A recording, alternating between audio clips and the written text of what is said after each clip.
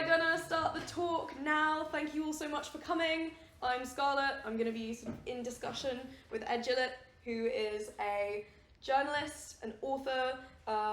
He's done documentary work for the BBC, for Channel 4. He's written for The Guardian, DJ Mag, The Quietus, Novara Media. He knows a lot about the rave culture because he wrote Party Lines, which is what this talk is loosely based on. But yeah, we're very lucky to have him here today. I'm going to sit down now.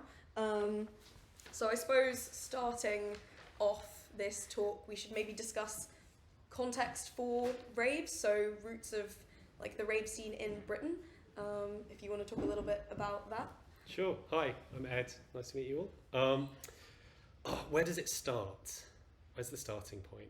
So everyone has a different starting point for dance music and for rave culture. For a lot of people, and I think for the sort of canonical histories of dance music, which were generally written in the late 90s, early 2000s, the starting point is the summer of 1987, and 4 DJs, Paul Oakenfold, Danny Rampling, Nicky Holloway, Johnny Walker, going on holiday to Ibiza and taking ecstasy for the first time, listening to DJ Alfredo at Amnesia, and losing their damn minds, coming back to London, starting club nights and creating acid house. That's kind of the canonical creation myth of UK dance music, and everything sort of flourishes from there.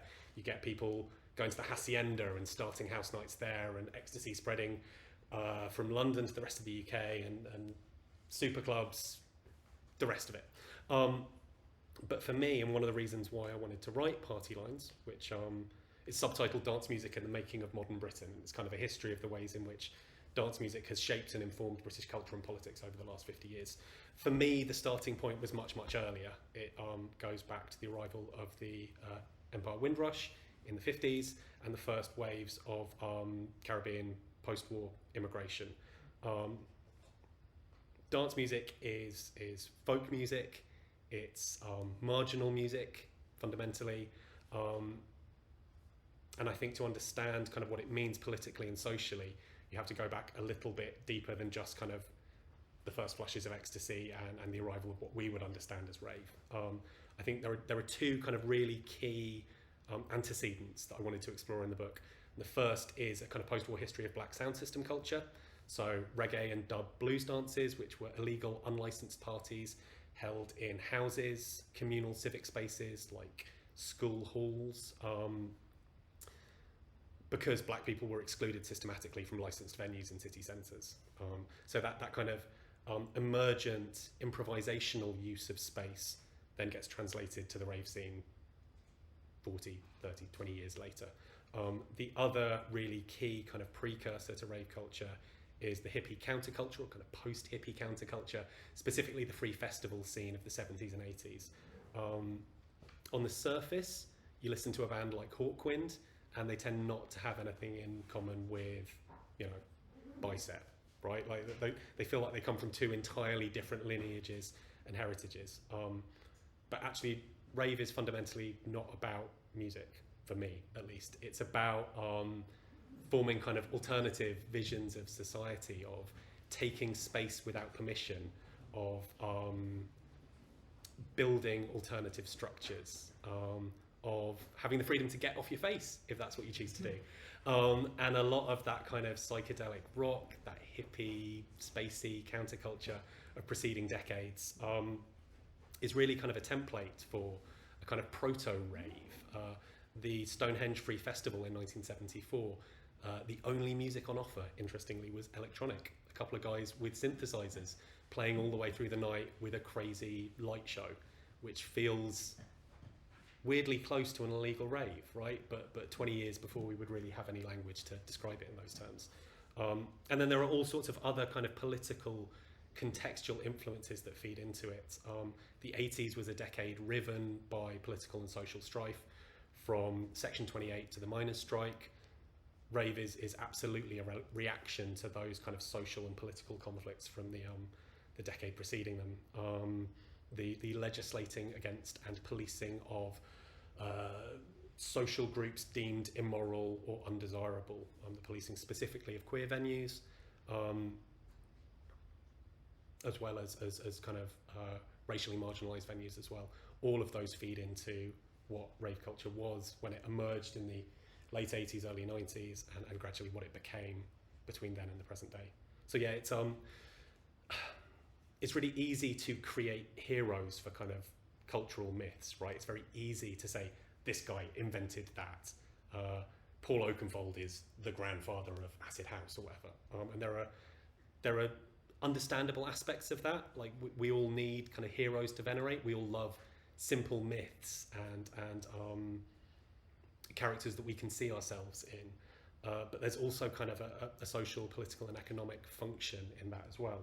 I think the history of dance music over previous decades has been extensively whitewashed. It has been located in the experiences of predominantly straight white male audiences and practitioners, rather than acknowledging a more complicated, less saleable mesh of influences, inspirations, and yeah, sort of contexts.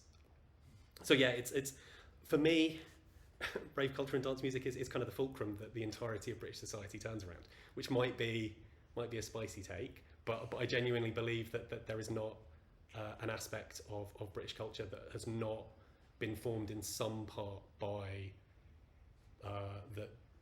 the influence of dance music, and the sort of social and political forces that created it and reflect off it in the last sort of 50 odd years.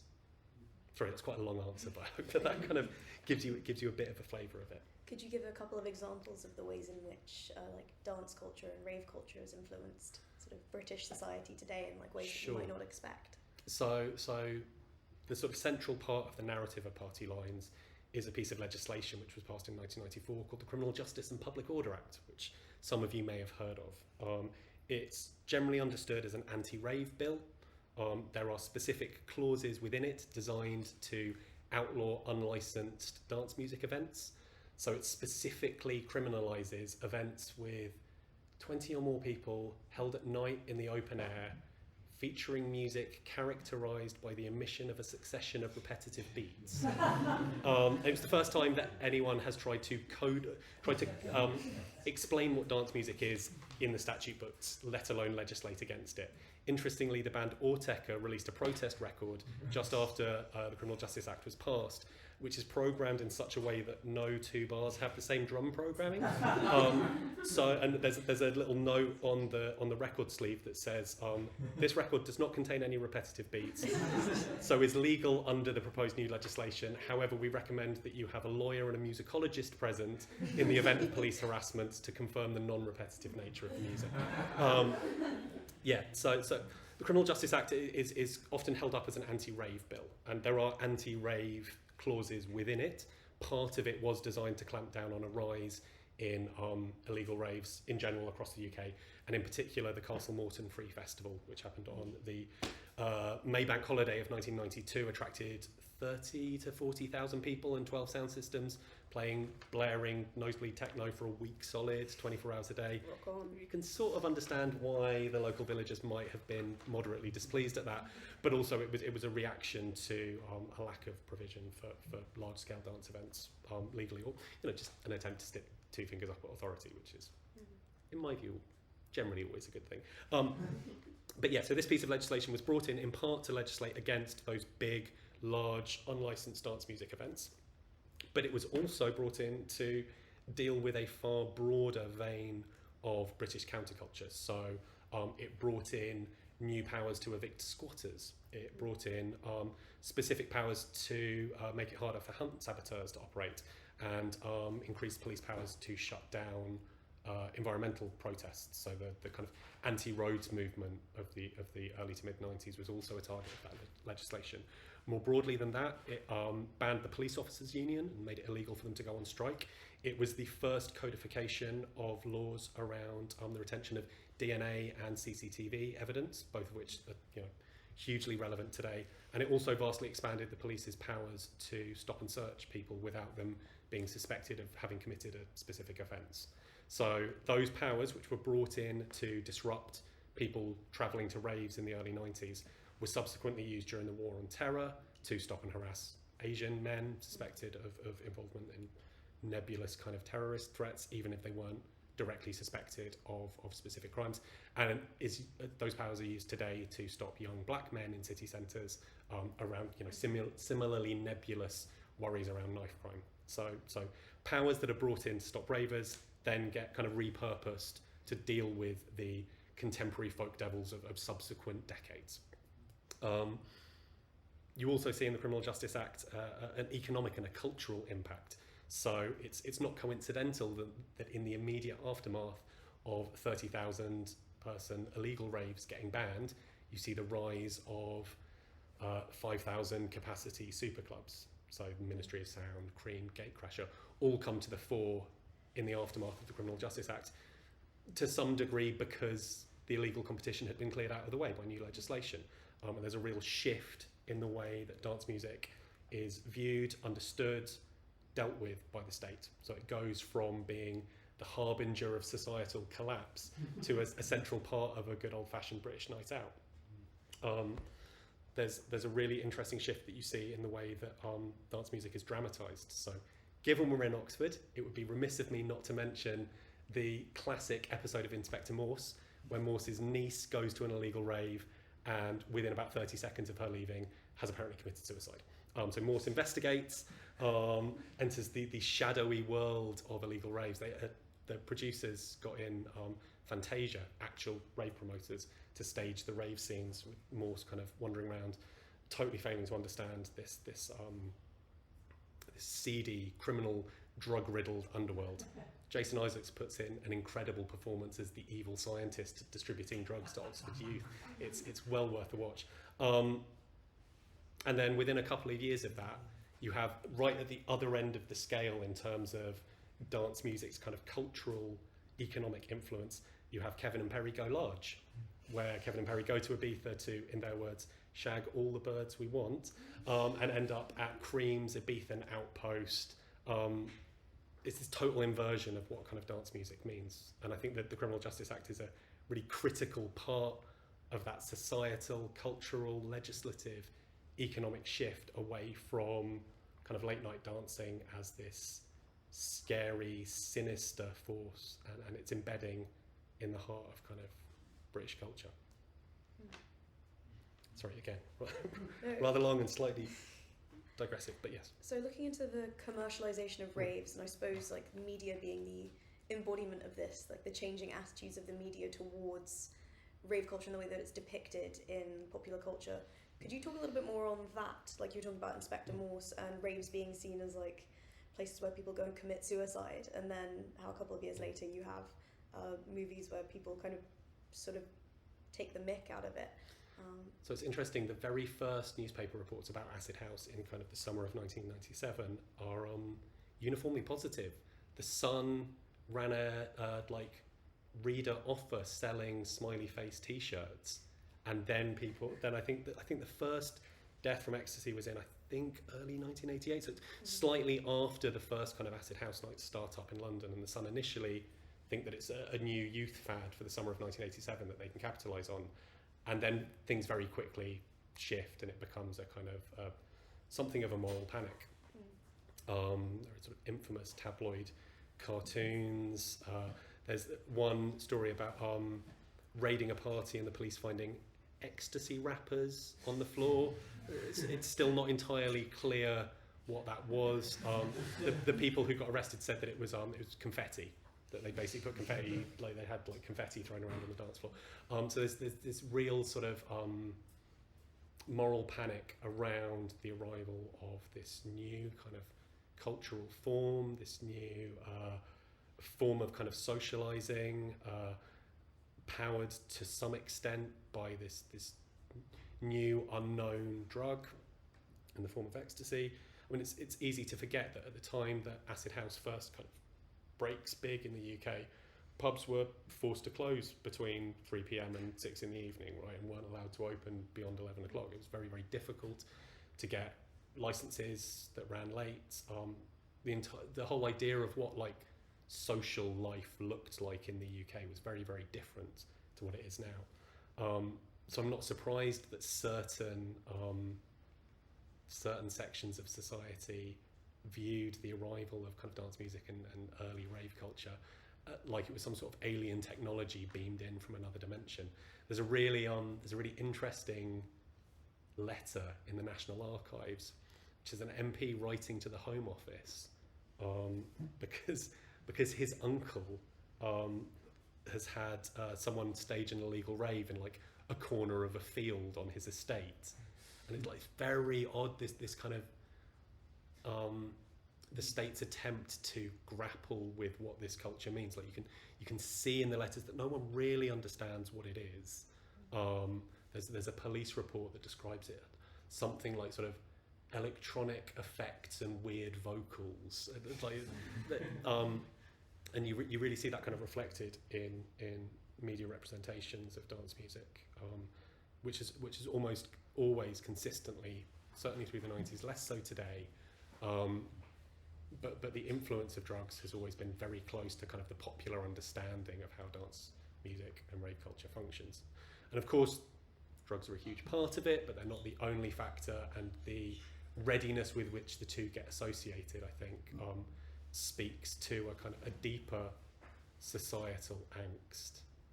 I interviewed this guy called Alan Lodge, and he was involved in the free party rave scene in the 90s. He was also involved in the free festival scene in the 70s and 80s.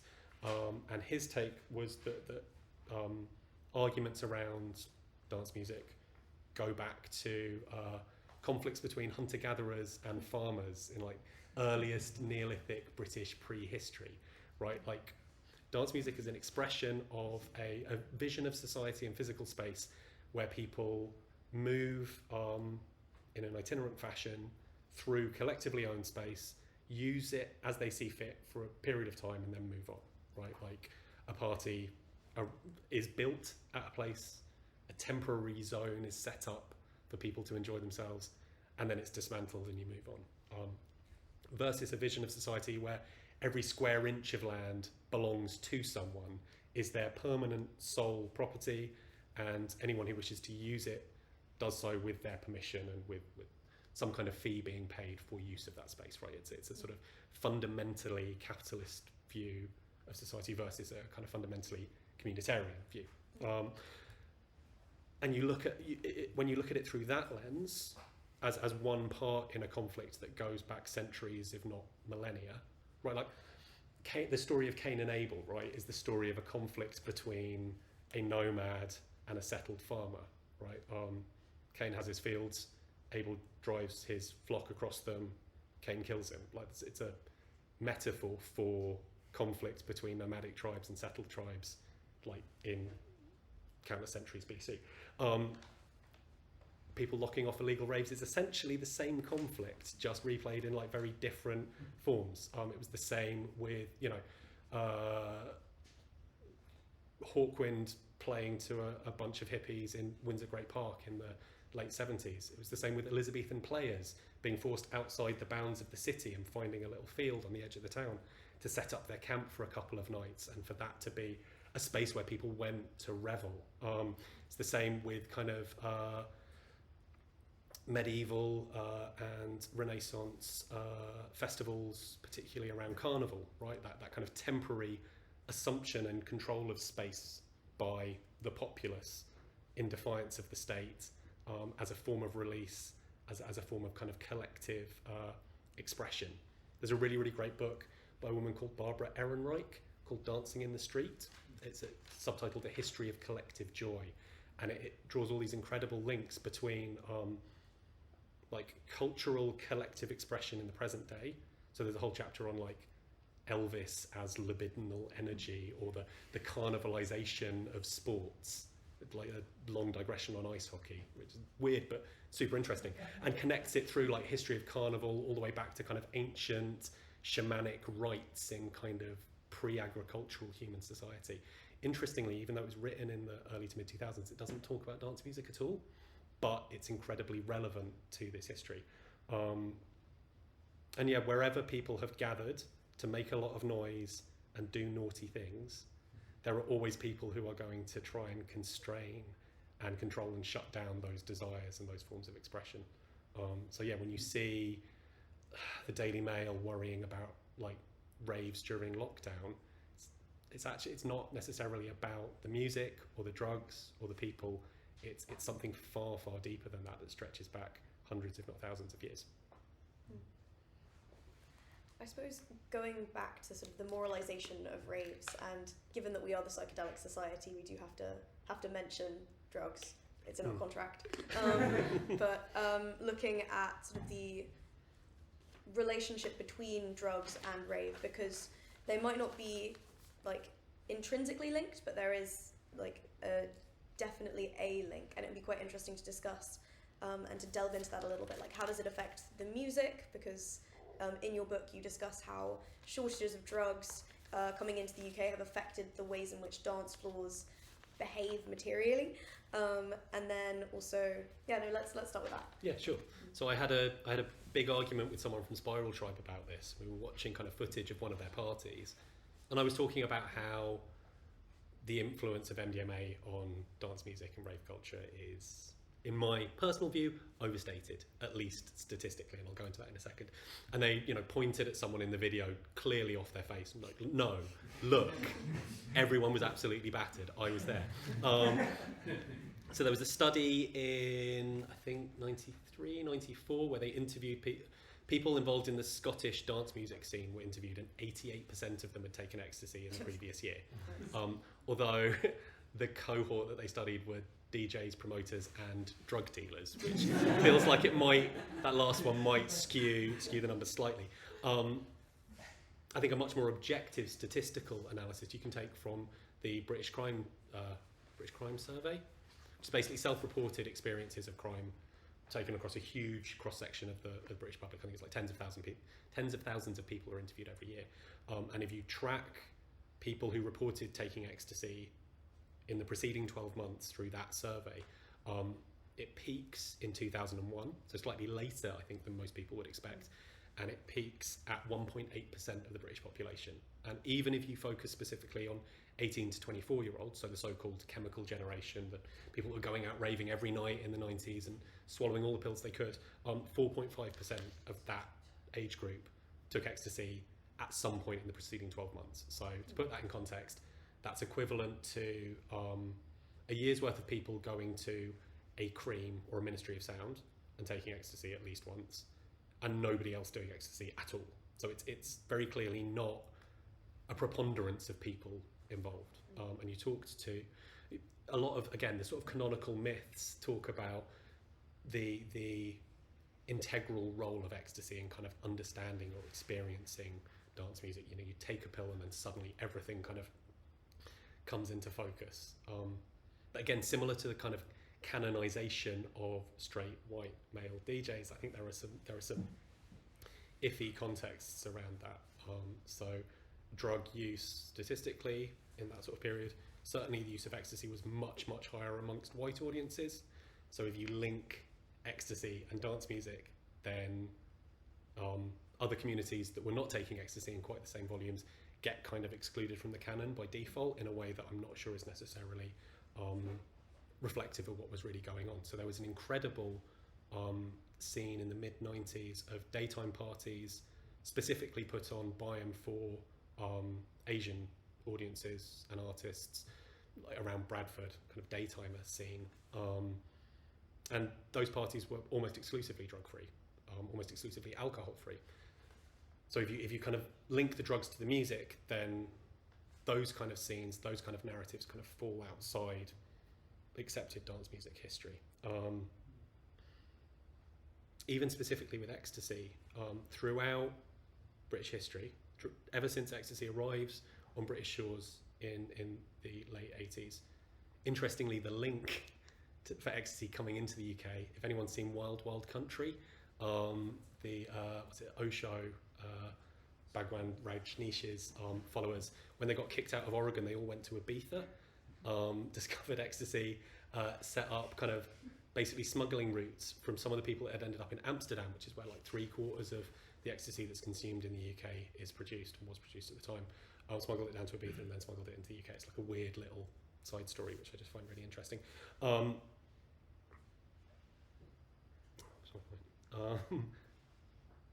Yeah, throughout history, ever since ecstasy arrived in the UK, people have always taken less of it than they have of acid, mushrooms, amphetamines, cannabis. Like, the amount of ecstasy that's consumed compared to other drugs is surprisingly low.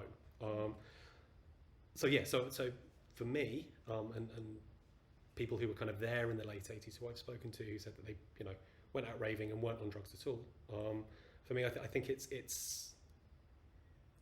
ecstasy has become embedded at the centre of kind of the rave myth, and I'm not sure that it's quite as simple as that, although it was clearly very, very important.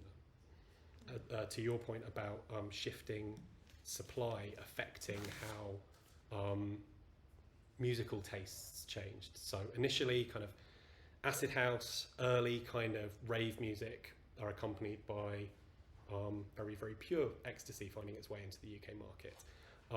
In the early to mid 90s, kind of 1991, 92, there's a real shift in supply. So the Netherlands didn't criminalise MDMA until very, very late. I think they criminalised it in late 91, early 92, which obviously cut down the supply from there. At the same time, you get drugs laboratories that had previously been behind the Iron Curtain, which had primarily produced amphetamines that did not have the technology and resources and equipment to produce MDMA, because it's a more convoluted, difficult synthesis process. They start producing kind of MDMA-alike compounds. So there's an influx, there's a drop in the level of quality and volume of MDMA being imported into the UK from the Netherlands. At the same time, you get loads of MDA being imported from Eastern Europe, former Soviet bloc countries.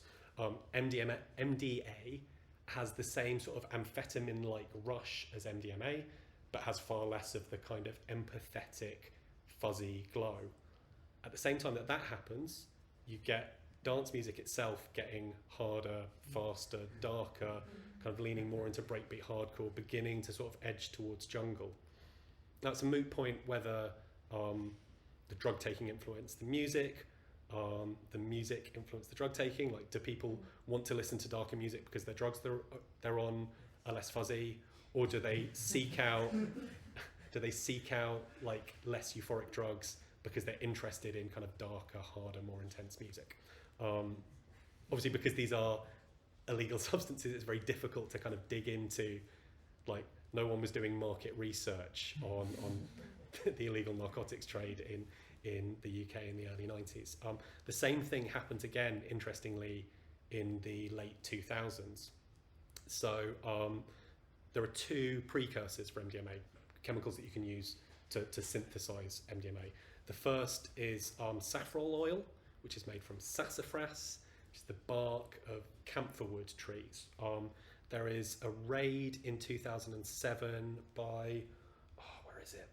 Cambodia? Yes, Cambodian anti-drug squads, assisted by Australian and international anti-drug squads, raid this like massive saffrol oil processing plant, and they seize enough oil to make, I think it's like 5 high-strength pills for every single UK raver for every Saturday night for like the next 10 years. It's a huge disruption to the global MDMA trade.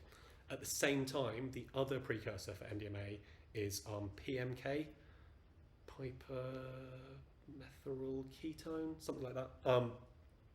Piperonyl methyl ketone, which is primarily produced by grey market companies in China, and the Chinese government clamps down really, really hard on the export of PMK. So you have basically a total decimation of the global supply chain for MDMA. I think seizures in the UK go from, I think it's something like 6 tons in 2007 to 1.6 tons in 2008. What people start doing instead is ketamine. At the same time, you have this rise of ketamine house. So you're kind of Ricardo Villaloboses and the like, music that is much more horizontal, much less peaky and trophy, tracks that go on for 30 minutes and barely change at all, right? The perfect soundtrack for being zonked out on ketamine rather than rushing on MDMA. So there's this, again, it's hard to know what's cause and what's effect, but there's clearly a kind of symbiotic relationship between drug supply and musical taste. In 2010, a new synthesis method is developed using PMK glycidate, which is a waxy yellow solid rather than a clear liquid, and is also used very extensively in the perfume industry, so can't be completely shut down by the Chinese authorities. So chemists, again in the Netherlands, work out how to turn PMK glycidate into PMK, which they can then synthesize into MDMA. So you have this sudden rush of MDMA back, no pun intended, back into the UK market at much higher strengths than ever before. And lo and behold, what happens? Classic sounding house and techno has this massive resurgence, and suddenly where every club in the UK was playing kind of, well, maybe that's an oversimplification, but where the kind of the cool in sound of 2007, 2008, 2009 was sort of minimally ketamine-y, housey techno. Suddenly you have just like fist pumping bangers taking over the dance floor again. And it's, yeah, so there's this very clear kind of push and pull, cause and effect. Even, you know, it doesn't take everyone on a dance floor being on drugs for the energy of a club to change as a result. There are interesting kind of subplots within that again speak to the kind of politicization and racialization of different dance floors. So when crack cocaine arrives in the UK in the mid-90s, it coincides with the growing popularity of jungle, which was a, you know, very much a black coded musical form. And the media, particularly the tabloid media, conflate the two. You know, there's lots of kind of scare stories about you know, crack dealers in clubs across the UK, and it's always kind of jungle clubs. It's always black DJs who get mentioned. Some of it's quite overt, some of it's quite subtle, but there's very much a connection in the popular and media imagination between the drugs that people are taking, the music that's being played, and the kind of social and political connotations of all of that. So yeah, that thread has kind of run through dance music, even when it's not strictly factually statistically accurate as a reflection of what people were on any particular given dance floor. I suppose, sort of leading on from that, the Psychoactive Substances Act, what effects of that has that sort of had, or have you seen in your research to have had on dance floors and on raves? Sure. So the Psychoactive Substances Act is I sort of think of it as maybe a sister piece of legislation to the Criminal Justice Act. So the Criminal Justice Act in 1994 shifts kind of the burden of expectation in British society in the use of physical space. So previously, if you wanted to throw a party on common land and you weren't breaking any laws doing so, basically, unless something was specifically prohibited, you were free to do it. The Criminal Justice Act kind of begins to turn that on its head to a world and a society in which everything is prohibited unless you've got permission in advance to do it. So it's not a huge shift in what is or isn't legal, but it's kind of a change of philosophical emphasis. And the Psychoactive Substances Bill in 2015 does exactly the same thing in the chemical realm. So it bans every substance in existence or yet to be discovered, unless it's food, alcohol, medicine or tobacco. Right, so it's basically a kind of enclosure of the periodic table, right? Like anything yet to be invented becomes illegal. It's any substance that causes a psychoactive response, which would cover the smell of cut grass or flowers, right? It's mad. It's an absolutely insane piece of legislation. I'm not aware of. Well, I guess its impact immediately on club culture was to I guess kind of shut down use of so-called legal highs. So what prompted it was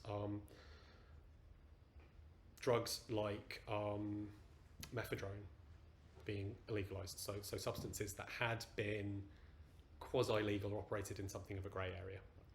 I remember when I was at university, you could walk into your local head shop and buy as many magic mushrooms as you want.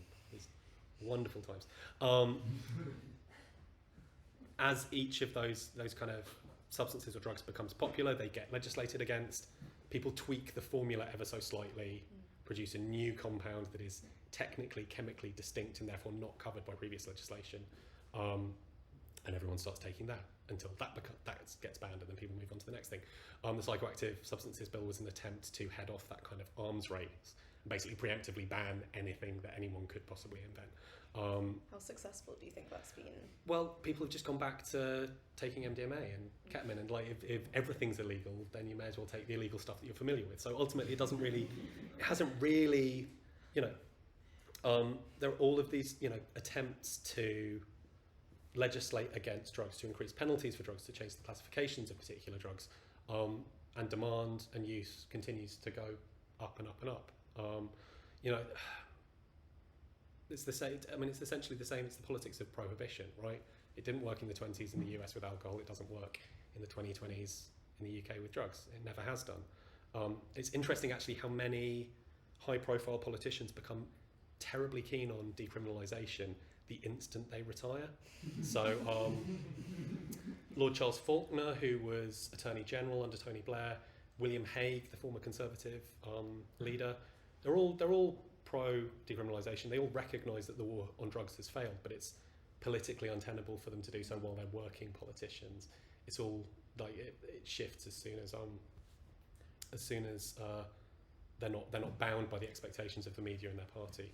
I'd say there's a few things in the history of dance music that I get frustrated by or I'm critical of, but the only thing that makes me like genuinely furious and really want to get up on my soapbox and start throwing bricks through windows is the role of like drug prohibition in the history of dance music. One really really good example is when clubs reopened after lockdown, and anyone involved in the nightlife industry, I spoke to several of the like nighttime economy advisors in different British cities about this ahead of reopening, and they all knew what was coming down the line. You had a cohort of people who had turned 18 during lockdown, who hadn't been out clubbing, who hadn't had their first experience of going out to clubs previously. You had a supply network for illegal substances that had been heavily disrupted. So you remember you couldn't get like chicken in KFC or like milkshakes in McDonald's for like a couple months, or and those are legal, regulated, open trade networks. Imagine like what the black market must have been going through in those times as well. So it was inevitable that drugs that were going to be on sale and consumed when clubs reopened would be of indeterminate quality and cut with God knows what. You had a nightclub and events industry that had suffered a massive brain drain, so clubs remained closed, unlike pubs, all the way through lockdown. You had, I think, when clubs reopened post-lockdown, there was a shortage across the UK of something like 60,000 security staff who'd all gone and got other jobs because there was no way that they were going to get event security jobs during lockdown. So it's this perfect storm of conflating factors. And what the industry as a whole and sort of policy level drug reform advocates and nighttime economy advisors are all calling for was like, you need public-facing drug testing. If you reopen clubs and festivals, people need to be able to test their drugs on entry to make sure they're safe.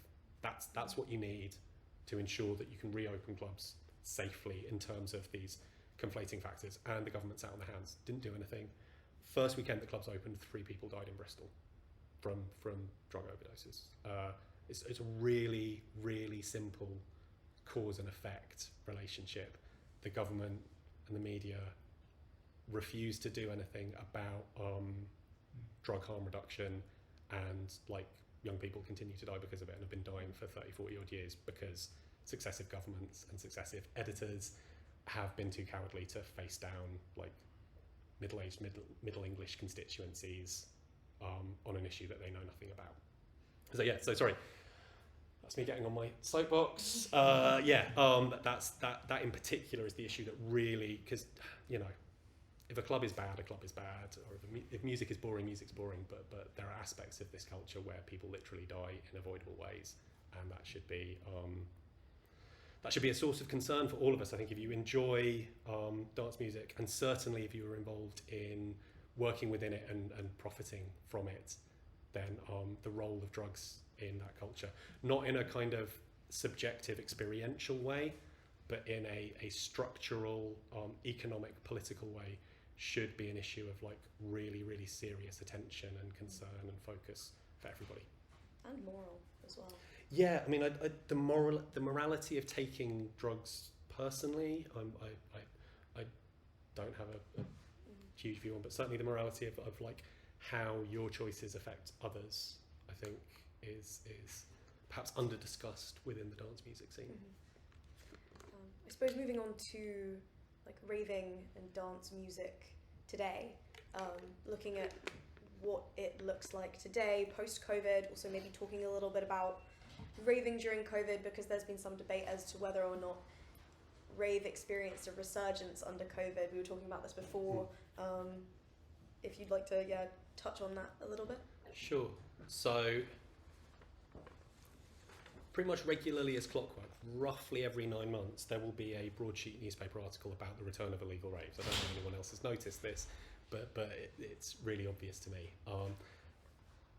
They were particularly prominent during lockdown. Obviously, with legal licensed clubs closed, a lot of people turned to unlicensed events. But interestingly, if you like follow back the sort of the press record, that wasn't actually like novel or really a change from the norm. There's a Guardian article declaring the return of the illegal rave, published in February 2020, so the month before lockdown restrictions come into force. There's one in Vice a couple months before that, in late 2019. I think they did a documentary in maybe 2017, 2018 about the illegal rave renaissance. You go back and back and back all the way basically to the Criminal Justice Act, and there's articles about illegal raves coming back, and the only conclusion you can really draw is that they never went away. Post Castle Morton, post the Criminal Justice Act, what happens is that you see an end to the sort of 20,000, 30,000, 40,000 illegal rave spectaculars, but that scene kind of just fragments into smaller local pockets operating under the radar, not attracting the same level of police or media attention. And that continues to the present day. It continued all the way through lockdown. Although interestingly, there was a generational shift, I think, during COVID. So at the beginning of lockdown, there was a coalition of kind of, I'm going to say, heritage free party sound systems. So people who've been doing it since the 90s. Put out statements saying, they were going to do the right thing and suspend operations during the pandemic. The people who were putting on raves in that period were generally not kind of grizzled veterans. They were young people who were bored and had nothing to do. So there's kind of maybe a passing of the baton.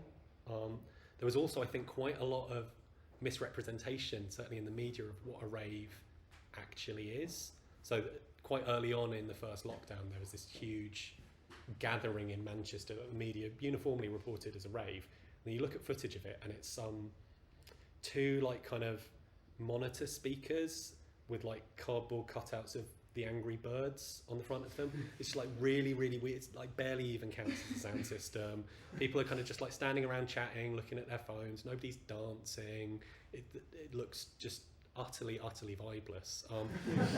I think rave is often used as a shorthand in the media for any kind of illicit or morally suspect gathering of young people where there might be some music playing, rather than an event focused specifically on a collective experience of primarily electronic music. Like it's a little bit of a category error, and I think rave came to stand in as shorthand during the pandemic for like unlicensed gatherings in general. Again, the term also reflects kind of prevailing kind of political, social attitudes. So there was another event that was basically a cookout on a beach.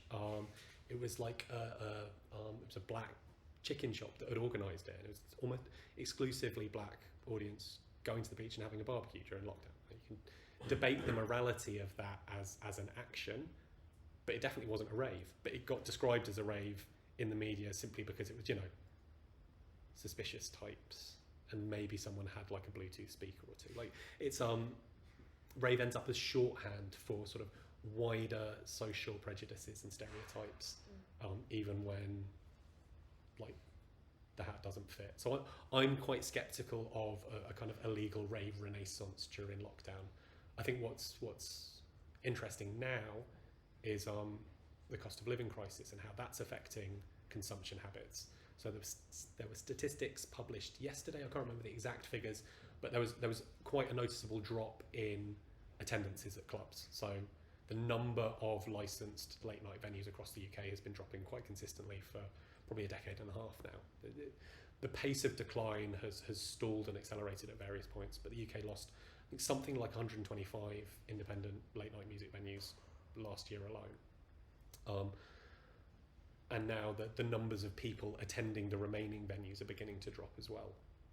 And the evidence suggests that that's entirely linked to the cost of living crisis, right? Like, if you have 20 quid to spend on fun stuff for a week, you can, spend all of that on entry to a club, or you can go to an illegal party, right, and get in for free. So I would be interested, and I'm not sure if there are figures on this, I'd be interested to see whether a decline in attendance at licensed venues is leading to an increase in attendance at illegal parties of varying kinds. I think there are also kind of generational shifts in consumption. So one thing that's definitely been true over the last decade is that people are not, as they did in the 90s and 2000s, going out once a week to their local high street club. They are instead saving their money up for a festival or two in the summer, rather than, so that saving it for kind of big spectaculars on a far less frequent basis, rather than going regularly to smaller clubs. You're getting kind of a stratification. So you have at the top end of the industry, big event promoters, big venues, big festivals, taking up a larger kind of proportion of the market, particularly given that it's a shrinking market. And then right at the other end of the food chain, you have like really, really small venues, community-focused venues, spaces, club nights, events, creative kind of entities that are formed with a specific community in mind. I think if the theme of kind of the 2010s in dance music was an increased emphasis on identity, so seeing more women, more LGBTQ people, more Black and Asian people on lineups and magazine covers, the theme of the 2020s is expanding that to a kind of structural and societal level. You see a lot more now, at least I do, in dance music around kind of spaces, events, collectives, kind of philosophically and ideologically committed to serving a particular audience rather than looking to grow exponentially as quickly as possible. So last year I was writing an article for DJ Mag about the effects of energy prices on venues. And I'd interviewed a couple of like big operators about how they were managing that, and I really wanted to speak to a small kind of neighbourhood club. I was living in Brixton, and there's a club near me called Spanners, which is 90 capacity in a railway arch. Brilliant programming.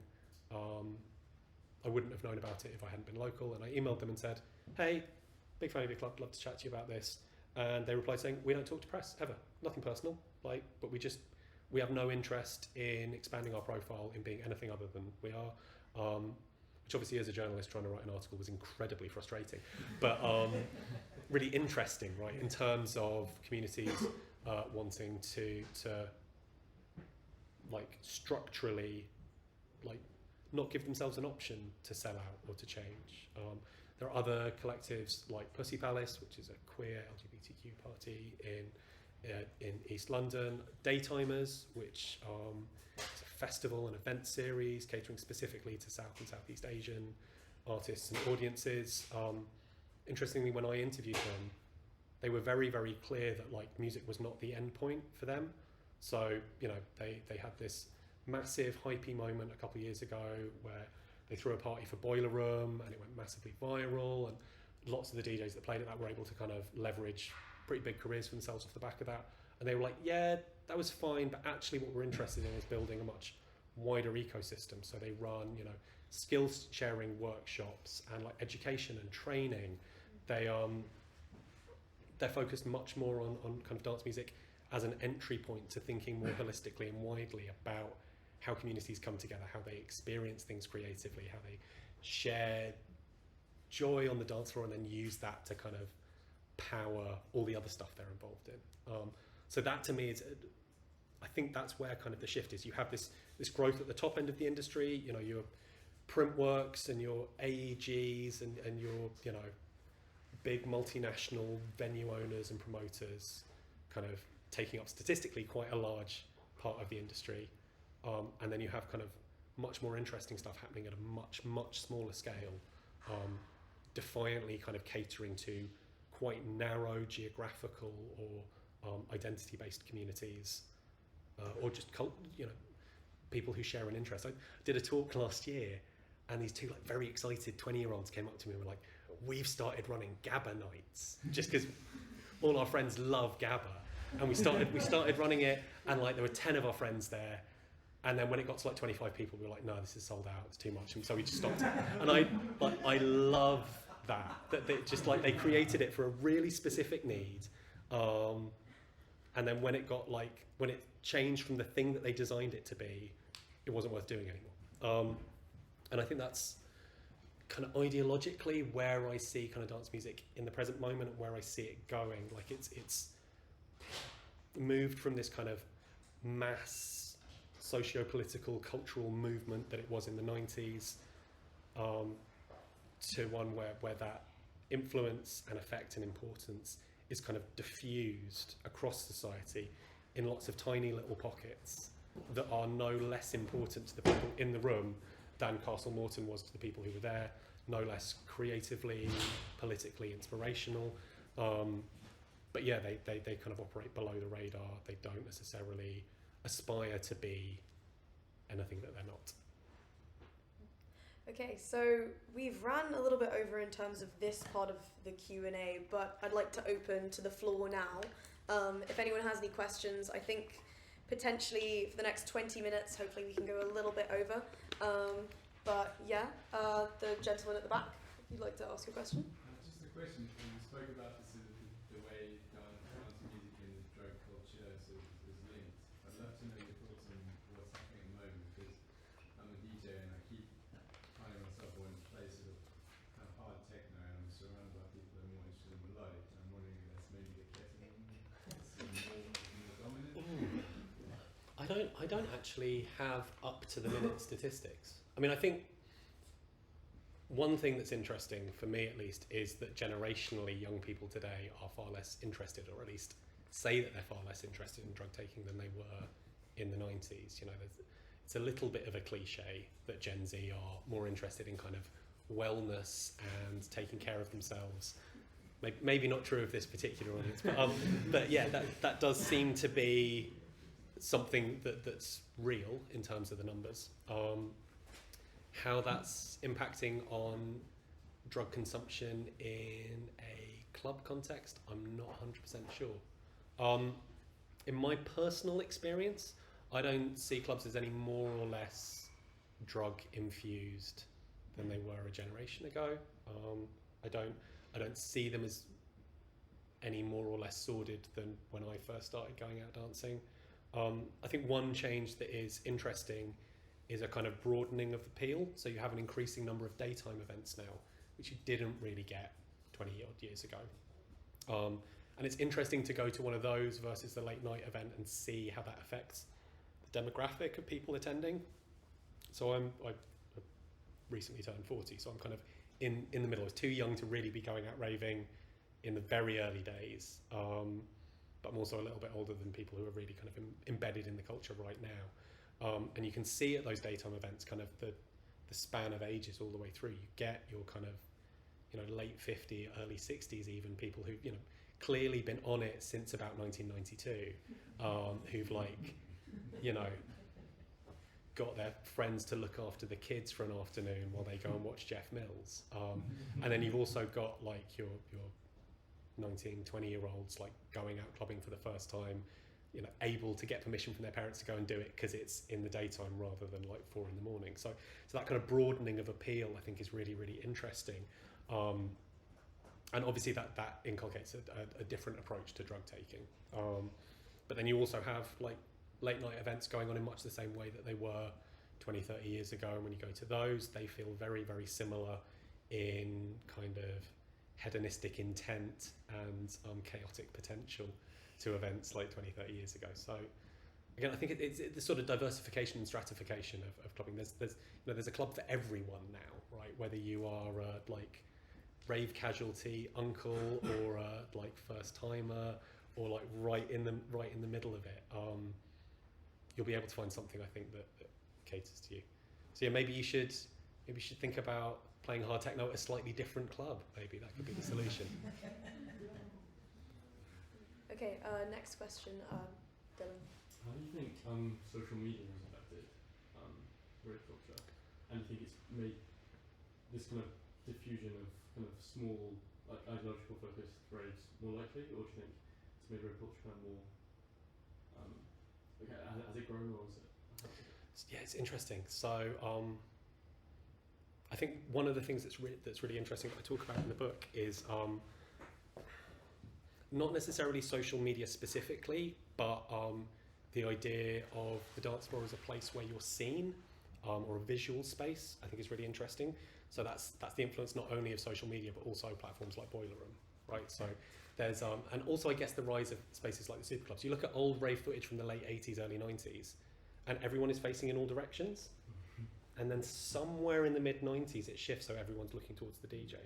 So it becomes a spectacle in the way that previously it had been a communal experience, a sonic experience primarily, rather than a visual one. You also look at the way that DJs DJ. You look like, so one of my favourite things in the entire world is a clip of Todd Edwards playing his first ever DJ set at this garage night in Romford in 1999.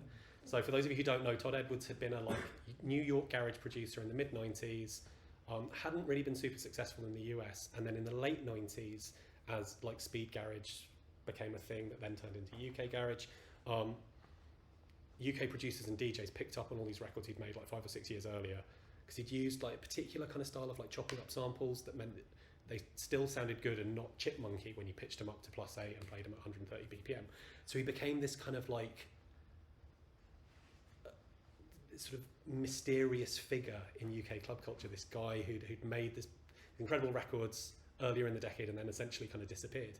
And he got booked to play like his first DJ set ever in Romford, and he turns up and he's like this kind of mild-mannered, very Christian guy, confronted with like 1,000 guys in shiny shirts and spiked up hair, completely obsessed with him, like just hollering. And he has no idea what to do. Like he looks like a kind of nervous intern on his first day at work.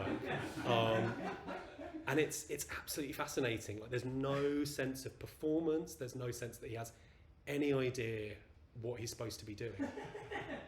And then you look at like DJs a decade or more later, and it's all kind of like very fluid, very graceful,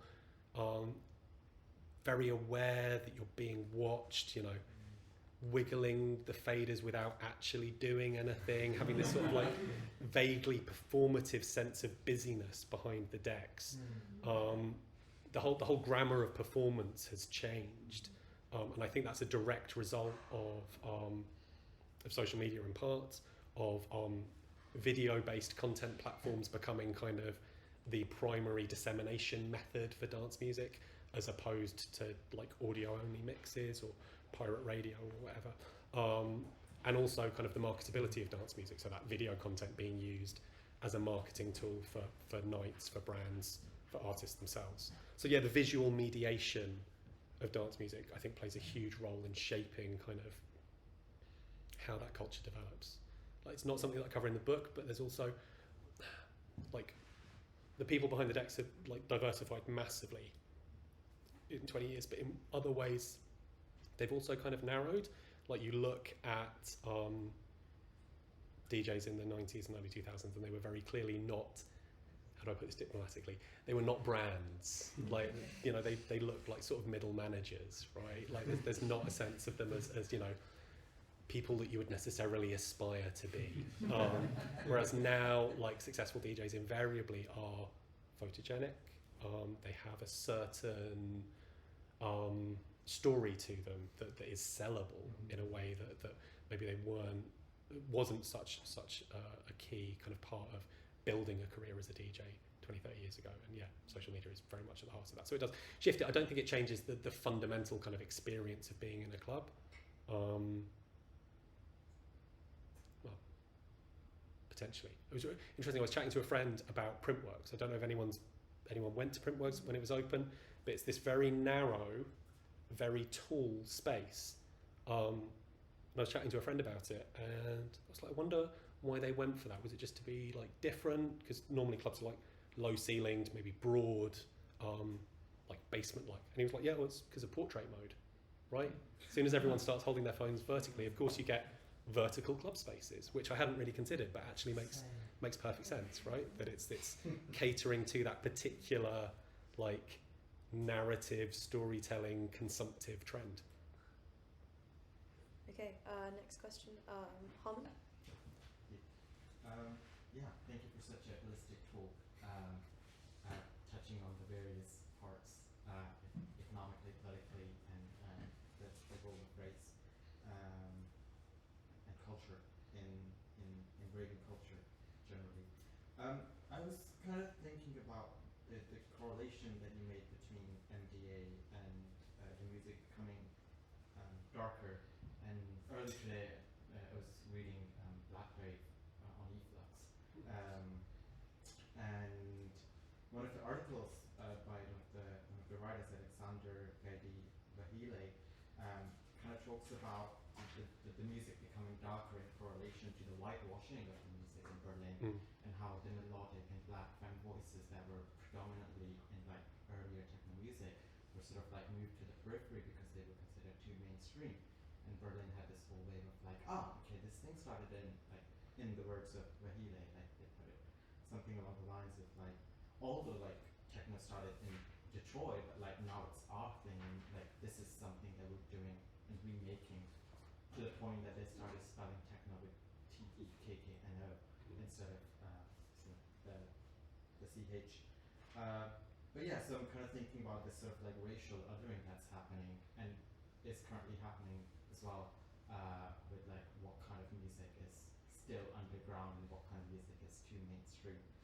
And that also I'm kind of thinking about the idea of like performativity behind the decks, and I guess that again could potentially be seen in the same proximity where, as we are diversifying the people who are behind the decks, someone has to perform a bit harder than a white straight man who is not going to get the same credibility. So there is this whole element of performing because your life is a performance, as Munoz would say. But yeah, I just wondering if you had any thoughts on that. Also kind of thinking about like raves in art spaces, but also like art in rave spaces in a way. Like ICA, Institute of Contemporary Art, hosting Inferno, the club night, and sort of like, I mean, it's a bit, I don't know how I feel about it, because it's sort of like commercializing on sort of like brown bodies for like EDI purposes for the gallery, as art councils wants more dynamism in their in the organizations that are supporting. But yeah, just a few thoughts and observations from your talk. I'd not made the connection between music getting darker as audiences and artists get lighter, but I think there's something in that. I think it's really interesting to look at the specific. I mean, there's a really good sort of example in the shift from jungle, which was predominantly a like black coded art form, to drum and bass, which was predominantly white coded. Right, in a lot of cases, it's essentially the same sort of music. But there's a shift in the way that it's narrativized. Like jungle as a term is obviously loaded with uneasy connotations. Drum and bass is simpler, more functional, less imbued with connection, I guess. Also much, as a genre was much more kind of commercially embraced. Like there's, the big turning point, I think, for a lot of people was Ronnie Size winning the Mercury Prize in 1997 with a drum and bass album, and the way that music was embraced by the majors in particular forms, and sort of commodified and commercialized. There's a really, really good Twitter account that just posts clips of drum and bass being used in video game menu screens in the late 90s. Like, it became kind of a shorthand for futurism, in a way that I think stripped it of a lot of those kind of historical connections. I mean, the whitewashing of culture is something that happens in all in all spaces, but particularly with dance music. I mean, particularly in terms of the presence of femme people within dance music. So there's a discussion, a very, very overdue discussion now, about the role of primarily black female vocalists in early dance records, who were rarely if ever credited, rarely if ever paid. Their work was essentially either kind of sampled or recorded and just outright stolen by predominantly white male producers and profited from in ways that are very clearly inequitable now. But it's stuff that we're only just beginning to grapple with, I think. I was doing a kind of roundtable discussion the other day and was talking about how the 2010s had been kind of a decade in which a lot of these questions around identity and whitewashing came up. And one of the other people on the roundtable was Bradley Zero from Boiler Room and Rhythm Section, and he quite rightly corrected me and said that in his experience, actually, it was only right at the end of the 2010s that those conversations really came into focus. 2014, 2015, you were still getting the same white, male, straight lineups without really very much consideration. So I think it's easy to forget how recent a lot of these conversations are and how overdue they are as well. Okay, I think we'll have 3 more questions, so we'll try and get everyone answered. So we're going to run a little bit over, but oh no. Oh, okay. Okay, we'll work from the back. Okay, so. Please. Thank you so much for that fantastic mention. I was wondering if you, the connections that you shared about the drugs that are currently on the streets and how they affect music. I wonder if you know much about the drug culture within the UK, maybe since lockdown. I have to admit that I'm not entirely up to speed on exactly, again, no pun intended, on what's happening right at the moment. My sort of understanding of it kind of, in terms of the sort of influence of drugs, goes up to the end of lockdown and the re-emergence of re-emergence of licensed venues. But past that, I'm not 100% up to speed on the current scene today, I'm afraid, sorry. If you're interested in looking into it, Vice has an interesting article on how the cost of living crisis has affected the kind of drugs that people are doing. So there's been a resurgence, actually, of MCAT recently, because it's seen as like a dirty drug, but it's cheaper than cocaine, and it gives you a stimulating effect, and you can do it more frequently than MDMA, which has a sort of vaguely similar effect as well. But if you generally want to look at drug culture in the UK, Vice is quite a good place to go. It's quite a good source, actually. Yeah. Yes. I'll try and keep it concise, but I might run a little bit. It's a question touching on the death of the underground and kind of the role that rave has played as being maybe a face of the underground. So obviously, when you talk a lot about it, kind of raving starting from the late 80s in the UK and kind of turning into jungle, and in the Mercury Award, was the first time it kind of became more commercial, and then you kind of have this underground movements of UK grime, garage, dubstep, etc. And I know that I say this because for a few reasons. So first of all, there's a question of will there ever be an organic sound ever again? And a lot of people say dubstep is another sound because of geographically you kind of have cities being quite gentrified, and as a result you have kind of ethnic communities being kind of dispersed, which kind of led to a lot of the sounds coming about and literally CDs being passed around, that changing to MP3s and digital media. So there's a question of whether there will ever be an organic sound. You already touched upon how venues are being closed left, right, and centre. So you kind of have those outlets reducing, but at the same time, what you have is this acceptance of rave and drugs to a much larger extent now. Whether it's in music videos of people talking about Molly, which once upon a time wasn't really the case. Whether it's your work colleagues working in corporate who are perfectly happy to go Fabric on a Friday night and no one bats an eye, or to go to Glastonbury and kind of admit what you've been up to all weekend. Everyone's just giggling along, which wouldn't have been the case 20 years ago. Also combined with the fact that you kind of have these, the reduction in venues, the acceptance of that, and so you have a bunch of people going out to raves who would never typically have. So what does this mean for rave being the face of the underground, and where is the alternate scene now? Yeah. So a couple of threads to pull out of that. So there's a I think there's a certain narrative around dance music that says that dance music is just 4/4 beats at between 120 and 135 BPM, right? And if you look at kind of the history of electronic music in a slightly broader sense in the UK over the last 40 odd years, the sort of social and political template that was laid down by acid house, techno, rave, is then picked up by jungle, garage, grime and drill. They're not always considered part of that same sort of lineage of dance music. So those kind of canonical histories, primarily Energy Flash by Simon Reynolds and Altered State by Matthew Collin, both written in the late 90s, early 2000s, both kind of end on the death of the super club, right? Cream closing its regular Liverpool party, audiences beginning to kind of tail off in the early 2000s. You know, it's the end of dance music. What actually happened was dance music just relocated, right? It found new energy and vitality in working class black, primarily neighbourhoods, you know, where garage, grime, dubstep kind of emerged. In terms of like where that is today, again, it's mutated again. I think like scenes like Amapiano are exactly, you know, they are an iteration on exactly the same like formulation that you saw 10, 20, 30 years ago.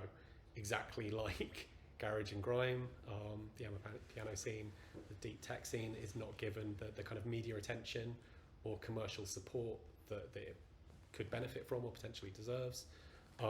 It's catering to a specific kind of audience. Like there's a huge network of like house nights in London certainly, and I'm sure across the UK, that cater to a specifically black audience, that play kind of deep, funky house, a bit of Amapiano, but they're black events and function almost exactly the same as like white house events, but are given nowhere near the same kind of mainstream acceptance. They are underground solely by virtue of the artists and audiences involved in them.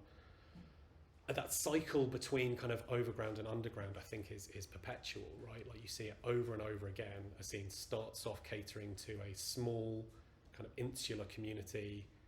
It becomes increasingly popular. The boundaries of that political, physical, social space are not able to contain it. It breaks out beyond that. It becomes something else. It becomes commercialized, commodified, popularized.